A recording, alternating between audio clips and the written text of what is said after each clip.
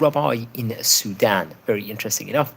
He was born in the year 1878. He passed away in 1949. Now, it's not his Hilula at the time of recording. It will be on the 5th of Nisan, but I thought it's an time to speak about the great rabbi over here. And we did mention him when we covered our video on the history of the Sudanese Jewish community. This was about 2 months ago or something. We recorded that video. So he came, I think he was born on the 15th of Av. Obviously, that's one of the most glorious days in the Jewish calendar. This was back in the year 1878. We're talking about nearly 150 years ago. And very, very interesting. So he was born in Filalat, I think in Morocco. So he was a Moroccan-born rabbi. I think it was in the year 1896. He would have been about 18 years of age. He would get married to his wife, Rabbanit Chana. And I think she was from the Asulin family, if I'm not mistaken. Yelidat Tanj, if I'm not mistaken.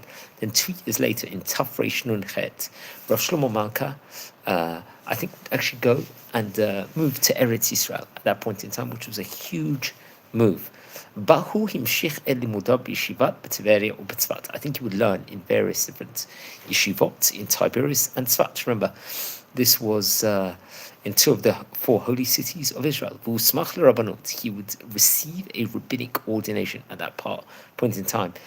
Now, after that large window of time he would spend in these 2 holy cities, he would return to Morocco. And Lachazman Shab Morocco, Chazab ala Eretz Yisrael. I believe he would go back then after a stay in Morocco to the land of Israel. V'shemesh chava b'beit din harabnei b'Tiberia mokomom ushvo. So once he comes back to Eretz Yisrael, he would be part of the rabbinic court structure of the holy city of Tiberias, which would be a huge move at that point in time. Then 1908 Mawlaka, he would be verging onto 30 years of age, as it says over here. But Bishnat Tafresh Samachet, Chacham Shlomo Malka Na'ana לבקשתו של חכם בשי, אליהו בחור חזן, רבה של מצרים. So I think at that point in time, the chief rabbi of Egypt was a great rabbi named Rabbi Eliyahu Bachor Hazan. He was a rabbi of Egypt. He would, I think, at that point in time, advise him to go to Sudan, which, remember, that will be a huge move in of itself to make that specific move at that window of time. And a very, very prominent move, you could argue. Also, we're going to speak about Rabbi Bachor Hazan. I think in the second, we actually did record a video about him. If I'm not mistaken, this was about, I think, a couple of months ago. Wasn't that... it wasn't a huge, long time ago. That's something that we definitely have to point out within regards to him. So that's very, very interesting. Now, friends, anyone in the meantime, if you've just tuned in live, welcome to our community as we're exploring the history of a rabbi that would really make his mark in the Tunis, let's just say in the Sudan Jewish community over there. And a rabbi, I believe we've spoken about on various occasions before here inside this series. So if you're new, you happen to be new onto the show, welcome at the moment, and welcome to our community, as we always like to explore the history of great rabbis of yesteryear. Yeah. Okay, so let's continue over here, because there's a lot to point out over here, and we love to record history videos. That's something we'll point out. Okay, so I think it was in 1908, חכם שלמה מלכה נענה לבקשו של חכם בשי, רבי אליהו בחור חזן, רבה של מצרים, לשרת בקדוש בעיר אומדור מען שבסודן. So to make to that move. So who was חכם בשי? This Rabbi Eliyahu Bachor Hazan. He was a very, very famous rabbi of his time. Now, let's explore a bit about him. He was born in 1848 and passed away in 1908. He was a head of Jewish court in Jerusalem. He was a chief rabbi, I think, in Libya, in Tripoli, and the chief rabbi in Alexandria in Egypt, and the author of great books, and was known as one of the famous rabbis, let's just say, at that point in time, and was a Zionistic rabbi, you could definitely say, and obviously had a great, rich Sephardic heritage. I think, if I'm not mistaken, he was actually born to Rav Raphael, if I'm not mistaken, Bachor Hazan, who was a great rabbi in Izmir, in Turkey. And I think it was a rabbi family that actually descended from Spain originally, if I'm not mistaken. And according to one opinion here, probably a very strong opinion, they came from the house of David. His Sabba Rabba, I think, was Rabbi Raphael Yosef Hazan, who was also a famous rabbi. If I'm not mistaken, I believe he was a Rishon LeZion, at one stage time, a chief rabbi of Israel, of Jerusalem. And I think he would also have another grandfather or direct relative, Rabbi Chaim David Chazan, who was head of Jewish court in Izmir, and also a Rishon LeZion in Jerusalem. So very, very well decorated, let's just say, in of itself. I think, and Rabbi Chazan would do huge undertakings in the land of Israel. Obviously, he would be a chief rabbi over there, and I think he was known as originally, when he was very young, as secretary to the Bet Din of the Sephardi community in Jerusalem, which is a prominent position. He was part of the Bet Din structure itself of Rabbi Abraham Ashkenazi, along with Rabbi Rachamim Yosef Franco, another great rabbi we've mentioned back here on various occasions before here inside this series. And we'll take on great undertakings. Rav Bechor Chazan would be a Shlochei Rabbanan, rabbinic emissary, and go out to various countries, especially in Europe, I think, within regards to bring funds back to Eretz Israel, if I'm not mistaken. I think he would visit England, France, Italy, and various other places. Also, he would actually have a meeting with Sir Moses Montefiore also. We have to point out he would eventually become the chief rabbi of Tripoli, I think between the years 1874 to 1888, which is a very, very prominent position. We definitely need to stress that, and eventually become a chief rabbi of Alexandria, I think from 1888, which would have huge undertakings and importances, let's just say, in of itself. And I think he was actually close to Rabbi Raphael Aaron ben Shimon over there, who was another, I think, very, very strong rabbi, let's just say, in Cairo, and then eventually would return to the land of Israel in Jerusalem. He passed away in 1908. I think he had a correspondence with Rabbi Ben Zion, Meir Chai Uziel, and much more can be said with regards to him. He was the author of great books, including Tolomot Lev, Zichron Yerushalayim, and had like a huge, let's just say, chronology of great books. But be it as it may, we happen to be speaking today about a Sudani rabbi, Rabbi Shlomo Malka, or who would become a chief rabbi of Sudan. Okay, so Rabbi Eliyahu Bechor Chazan will speak to him about becoming that, and Lachat Kufa Hevi LeSudan Kam Et Riato Chana ואת שתי בנותיו, אסתר ופורטונה. So he would bring his wife and I believe two daughters to Sudan. But Dorman, I think they would move to that specific. נולדו להם עוד 4 בנות ו4 בנים. I think they would have 4 more daughters and 4 more sons over there. העיר דורמן הגדולה שבערי סודן. I think it's one of the greatest or largest cities in Sudan itself. החל להתאושש משנות הג'יהאד הקשות שהכריז המהדי מוחמד אחמד. I think it was in the 1881 this was. המהדי שהצליח לסלק את הסולטן הטורקי, I think they would move the Turkish Sultan, המצרי מסודן, הקים מדינה אסלאמית גיהאדיסטית. They would formate it into that kind of country. שהוסבה על ידי כוחות בריטים רק בשנת, in the year תר"ן 1899 respectively. It's actually interesting. רב שלמה מלכה החל לקומם את החיים הרוחניים בעיר דורמן. He would start bringing about a spiritual life, let's just say over there. הוא שימש יחד בקודש. He would be working, taking holy undertakings. והיה גם מוהל. He was a rabbi that would perform brit milot, circumcisions. He was a shochet, kosher slaughterer, and also chazan, a cantor. And Rab Shlomo Malka Keva L'Shemesh Beit Knesset. He would actually establish a synagogue there. But Aglevi Sifrei Torah Mitzrayim U'Yisrael. He would take on huge efforts and undertakings to bring Sefer Torah, for example, from Egypt and from Israel, also respectively. Now, friends, anyone tuning in live, welcome to our community. I'm just going to take a short 2-minute break, and we'll be back as we explore the life of a famous rabbi that would make his mark in Sudan. So watch your space. We'll be back in a minute.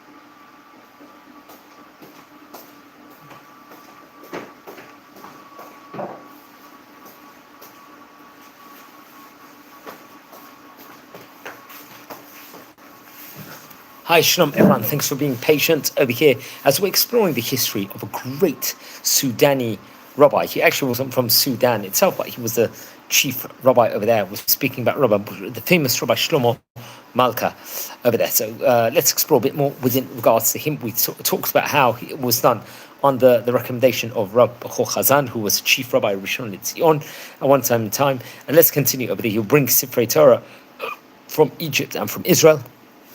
אחד הדברים הראשונים שחכם שלמה מלכה התמודד איתם היה גיורון של הנשים היהודיות שרצו להתאסלם בשונות הג'יהאד של המהדי. So what's that over here, friends? So that was, this actually is very, very interesting, and I recommend everyone to watch over that video we recorded about the history of the Sudanese Jewish community, which we did only about 2 months ago, if I'm not mistaken. So one of the undertakings he will do over there, obviously establishing a, let's say, religious life over there. I think he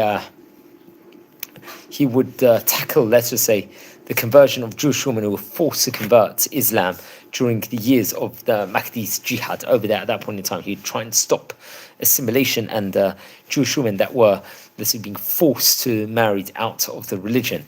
I think he actually, interesting enough, also, he was, remember, Sudan was much more Israel or Jewish friendly of that specific era, hence had a chief rabbi over there. So one of the things he would do at that point in time, he will invite great rabbis, especially from Egypt, including the Chacham Bashi, Rabbi Eliyahu Bachor Chazan, to come and visit the country. Also, another great rabbi he would invite is Chacham Abraham Abuchsir, who was a very great rabbi, and we also spoke about him, I think, not so long ago, if I'm mistaken. Rabbi Abuchsir, he was a great rabbi, and a rabbi we spoke about in quite a bit of detail, we have to point out also.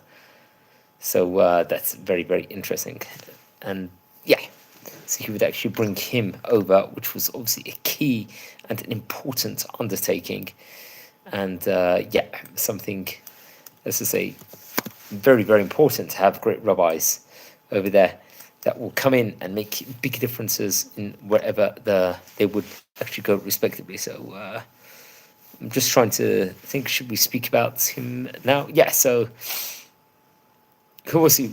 I think Abichser, if I'm not mistaken. So Rav Avram Abichser was a great rabbi. He lived between 1866 and 1944. I think he was also from Tfilat in Morocco, in the same place, let's just say, in of itself. And he would be a rabbi in Alexandria also, we have to point out, from Egypt. And over there he would, I think, establish different foundations of Torah. He was close also to Rabbi Eliyahu Bachor Chazan. So seemingly they were like a tight-knit group of rabbis over there. And he would have various different ties, let's just say, with other countries, also with other great rabbis. Rabbi Abichser would have teacher education. I think he was appointed acting rabbi of Alexandria, and I think he was close to another rabbi, Rabbi Raphael della Pergola, if I'm not mistaken, who was a famous philosopher and Italian Jewish Zionist, if I'm not mistaken. He was a chief rabbi of Alexandria, I think, at one window of time that we have to point out.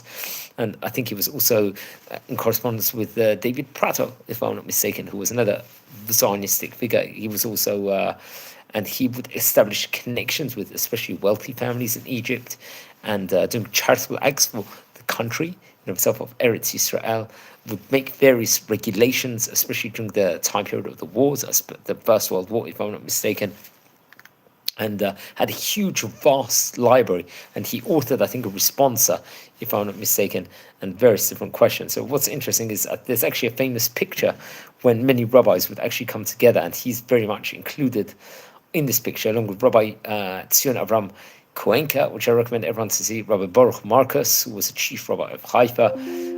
Obviously, he's inside it, Rabbi Avram Cook, the famous Rabbi Yaakov Meir, who was in Rishon LeZion, Rabbi Pesach Rank, and Rabbi Yeshua Kaniel, if I'm not mistaken, was also a chief rabbi of Haifa in of its day. So very, very interesting. Now, friends, everyone, if you're tuning in live, we are a community, and welcome at the moment. And please don't forget to subscribe if you haven't subscribed yet to the channel. So he was another rabbi that would actually visit Sudan. Rabbi Avram Abichser was, who was he lived similar parameters of time to what Rabbi Shlomo Malka would actually do. Okay, so very, very interesting. Chacham Shlomo Malka noda ki ish ruach u'maseh gam rav Muslimim havanotzerim. He was actually on good terms, let's just say, with the Muslims over there and the Christians inside that ministry, who lo hit parnes makila. He wouldn't rely on a salary from the congregation. Vaya leba'alim shem tachana lehafakat shemen shum shum. So I think he would have a specific engine, let's just say, tachana, lapakat shemen shum shum. This, let's just say, in its own right, was a sesame oil mill, a tile factory, and apparently he also had a noodle factory, which is very interesting. Chacham Shlomo Malka noda ki ish ruach u'maseh gam b'kareb. Yeah, as I said before, he was close to the Muslim and the Christians. He hikpid lishmor al kashrov. I think they would have a connection with the Jewish congregation of Egypt, who parsem amarim rabim b'shvu'on el shamas, if I'm not mistaken, shvu'on הקהילה היהודית שיצא לאור בערבית בין השנים תפריש צדיק ד' to תש"ח. What was this over, friends? He had, I think, he would keep close ties with the Jewish community of Egypt. He published many articles in this publication called Al-Shams, and I think this was a publication that was printed for 14 years in Arabic between 1938 to 1948. Now, it's interesting. I believe his daughter would actually live in Egypt, if I'm not mistaken, as it says over here. So, actually states, just to be precise, Chacham Shlomo Malka, as I said before, he was makbid and wrote in journal. Midei shana היה חכם שלמה מלכה מבכה את ביתו פורטונה במצרים. I think his daughter was based in Egypt.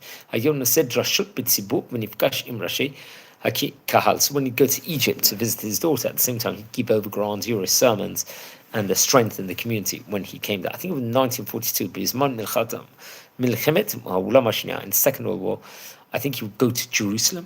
ונודע עם הרבנים הראשיים, הראשון לציון, חכם בן ציון חי עוזיאל, והרב יצחק אייזק הלוי הרצוג. So he would actually be in correspondence with those two great rabbis, and we spoke about Rav Ben Sion Me'achai Uziel on various occasions before here on this series. Now, I believe he passed away on the 5th of Nisan in 1949 in Khartoum, if I'm not mistaken. And it says, בבית הכנסת בחרטום הוקדש לזכרו ונקרא אוהל שלמה. And לוח זהה נקבע בקומה השנייה בבית הכנסת, יישא ברכה בירושלים. So in his memory, these are memorials, I think in 1977, הובאו ארונו של חכם שלמה מלכה לירושלים, ונטמן בחלקת יהודי סודאן, בגבעת שאול, so he'd be buried in גבעת שאול at the end. This is quite near. התחנה המרכזית. Now it says, חכם שלמה מלכה פרסם מאמריו בעל שמס. מאמריו עוסקים בפרשיות השבוע. He writes various undertakings, especially in the weekly Torah portion. And I think a book would actually be printed at the end. We can explore some of the highlights of the book. Let's explore the first highlight over here in Al-Shams. I think it's in the 546th Gillion, I think from June 1945. Actually states over. Yeah, so it teaches over here. מלמד שהיהודים בזרותם נושאים שליחות של המדעים והדת. Another important teaching. Obviously, we know he very much gave over many important teachings all throughout, and yeah, very interesting. So I would recommend everyone to. What's excellent about this website, we're using the Jaime website at the moment.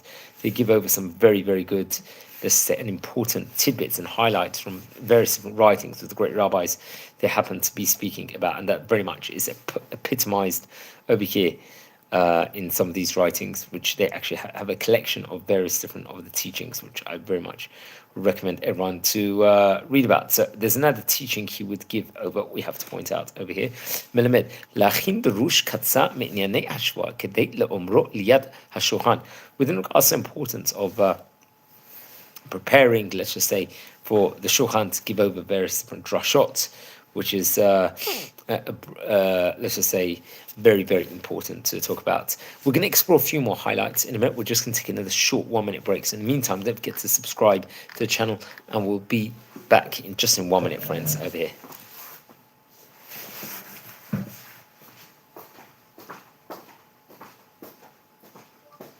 owner of Judaica store in the Jewish quarter. Amazing words.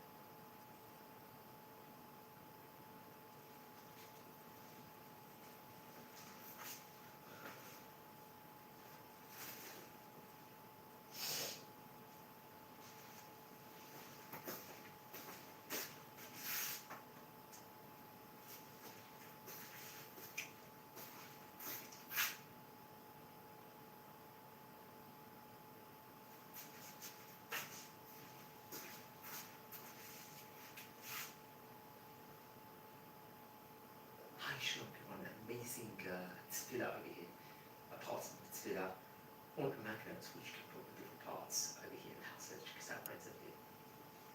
So amazing textual information over here.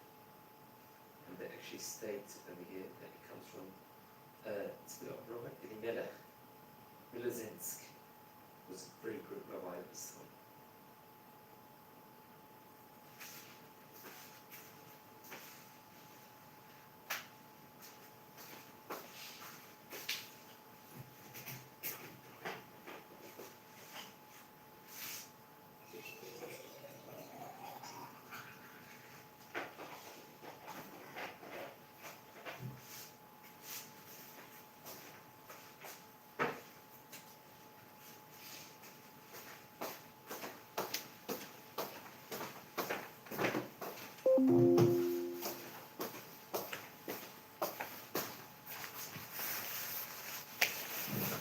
Hi, Shalom everyone. Thanks for being patient. We're exploring a few of the highlights from the books and the workings of Rabbi Shlomo Malka over here. So another teaching that he gives over inside these great Torah books, I think from the 282nd edition of this Gilion of the El Shamas, he says, "Mefane el anshe hadat milato letaher et avira min hakneot hadatit." This is another great, important teaching. I think actually there's a translation from Professor Nahum Elan, if I'm not mistaken, and this was in the year 1940. Another teaching. Melamed darkei imotenu shetoher lebavan hu hara'ala hayafa b'shivilan. This is what's taught over. This actually comes from Gilion 538. That was in 1945, once again from Nahum Elan. He would very much translate it. Another important teaching, we're going to go for two more. Mevarech ha'aravim va'yudim ki hatov yavo alehem b'shituf ha'pu'ula. The importance of partnership, let's just say, when the Arabs and the Jewish people join together. I think this actually comes from the 410th Gilion, which was printed in September 1942. And one last one, More lashvat ha'filosofia shititatsem ha'emuna ledaraga gavoa. This was, I think, Gilion 379. This was actually, I think, in January 1942 printed. So remember, this great rabbi happened to pass away, if I'm not mistaken, back in the year 1949. So that is, from time of recording, just over 75 years ago. That's something that we have to point out. So he was very, very much a great, a famous rabbi of his time, a rabbi we've spoken about on various occasions before inside this series. So yeah, you can see, I think he also was quite profound and very good in history, if I'm not mistaken. And I think altogether he would write 200 articles for this newspaper, if I'm not mistaken. There was much to do with morality, philosophy, Zionism, and I think there'll be a series of 26 articles dealing with history he would have over there, and talking. He would be really try to. We'll just state it over what it says over here now in Wikipedia, because it's a lot of information on both the Jaime website, also on Wikipedia. It says, Harab Malka katab b'kvi'ut litan haydu mitzri al shamas, as we said before. He would actually be a regular writer there, over there. And bein khubura halo תורנים ניתן לציין את כתביו הרבה בדבר מצבם של היהודים בזמן השואה. במאמרי וכן בהנהגתו של קהילת היהודית בסודאן בא לידי ביטוי ציוני נלהב. דרשותיו השבועית בית כנסת של קהילה יהודית בחורתם היה בעליו אופי ציוני. So he was a Zionist, you could definitely say, הוא שילב את שירת התקווה בהזדמנות נאותות בהתכנסויות בבית כנסת, especially the Hatikva song, I think. ולאחר קום מדינת ישראל אף שילב תפילה למען מנהיגה בתפילת בית כנסת. Which is very interesting. So he would have various different writings, as we pointed out also. So that's very interesting to speak about a great rabbi. I think towards the end of his life, his books will be collected in Al-Muqtar, Tafsir al-Torah, which is published, I think, in Khartoum. And very interesting. Another, I think, collection of his writings was published by his son around the year 1949 in Cairo. And it's actually interesting, there were commemorations after he passed away in appreciation for him. I think a synagogue in Khartoum called Ohel Moshe will actually be named after him. הקהילה היהודית התפזרה מסודאן לאחר שזו קיבלה את עצמאותה, I think 1956, ועקב כך הובא הרב מלכה בשנות 70 לקבורה בישראל ונטמא בהר המנוחות בירושלים. He was eventually buried in הר המנוחות. Yes, very interesting. I think eventually Rav Masoud Elbaz will take on this position as being the head rabbi, let's just say, of Sudan. But I think that'll be several years after he passed away, if I'm not mistaken. So he was a great rabbi of his time. Now, friends, everyone, we're a community here. We are learning about great rabbis of yesteryear. It was a special edition of it. As we spoke about, a great rabbi, Rabbi Shlomo Malka, who would be a head rabbi in the country Sudan, which is actually very interesting to speak about. It's like not that often we would speak about a rabbi that would make their mark in a country like Sudan also. So that's something we point out. And very rare to actually record these videos with regards to that. So that's we really appreciate everyone that's watching. Friends, we're a community over here. We love exploring the life of great rabbis of yesteryear, especially the Sephardic rabbis. On this series, we've already recorded about as many as 1,400 plus biography videos of great rabbis of yesteryear. Another exciting project we're working on at the moment is that we're recording the Jewish history of various communities all across the world in different places. And here we happen to be speaking a Sudani-based rabbi, and we've spoken about more than 40 countries at the moment here inside this series, which is both phenomenal and staggering, and we learn about it so a lot. That's something that we very much have to point out over here inside this series. So I think it's just important to learn more about the great rabbis of yesteryear. And as a community does, we keep learning, growing together, and gaining more wisdom and importance, as just say, in of its own right. So I think it's very important. Now, friends, if you haven't subscribed yet to the channel, please subscribe. We are nearing 9,000 subscribers, which is a phenomenal achievement. If you feel anyone is going to be interested in watching any of these clips, please share these videos also to other people and help spread the word of the great work that we're trying to do and promoting of the history of rabbis. We're a fan. We really appreciate all the rabbis of yesteryear, and it's important to learn as much as possible with regards to the great Chachamim. So I think on that note, we're going to call it tonight. It is quite late at the moment. and it's a turbulent time here across the world. That's something we very much have to point out. We don't know what's going to happen next at the moment. There's been a lot of issues with Iran and with protests that are taking place there here at the time of recording. So got to take each day as it comes, and just hopefully blessings for everyone across the world. So wishing you well, and thanks for watching, and take care. Have a great night.